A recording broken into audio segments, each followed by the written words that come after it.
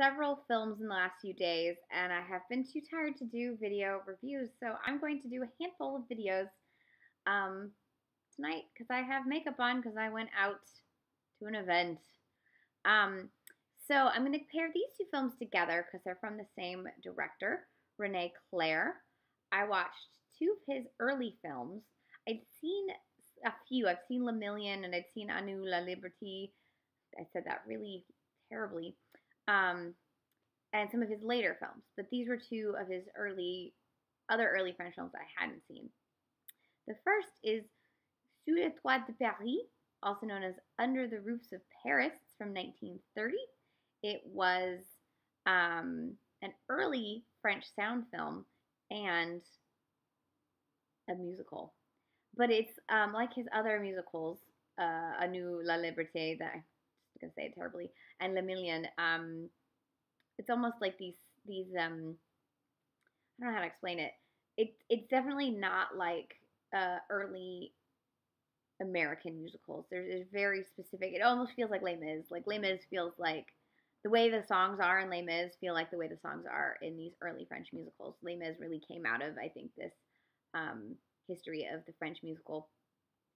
René Clair did not want to make silent films or sound films. Obviously, synchronized sound in America it just started happening with the Jazz Singer in 1927.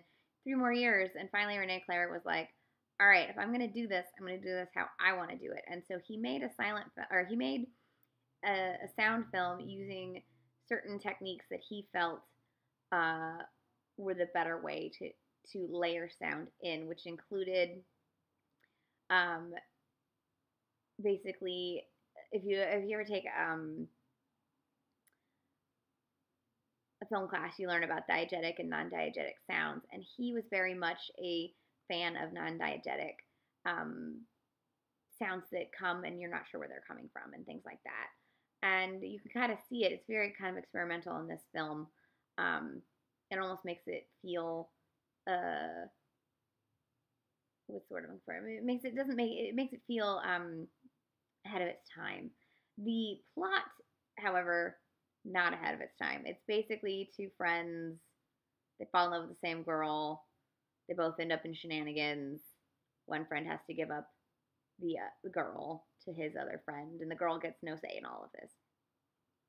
So plot wise, meh. Filmmaking wise, fantastic. You will have the opening song stuck in your head. Got stuck in my head for days. I guarantee you, it'll be stuck in your head. The next film I watched is The Grand Maneuver, and it is from 1955. So actually, it's a later film. I lied. And it's his first color film, and it's basically about a man who makes a bet that he can seduce any woman, no matter what.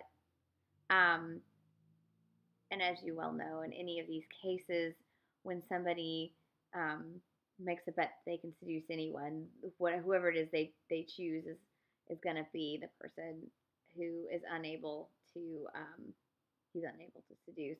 So the rest of the film is him attempting this seduction, and it's filmed in just gorgeous, gorgeous autumnal, the colors of autumn, and it stars Michelle Morgan and Gerard Philippe. Michelle Morgan, always gorgeous, always amazing, one of the great actresses, and it has a very early performance from Brigitte Bardot, so look for that. René Clair really is a master of cat and mouse like flirtations between male and female characters. He's very good at that, and he really set the tone in his early 30s films for these sort of films in the French canon. And so seeing an early one and then a later one was really fascinating. These are both available from Criterion Collection as well as on Filmstruck until it's closed. So check them out. I recommend them. It is Under the Roofs of Paris, and The Grand Maneuver, both directed by René Clair.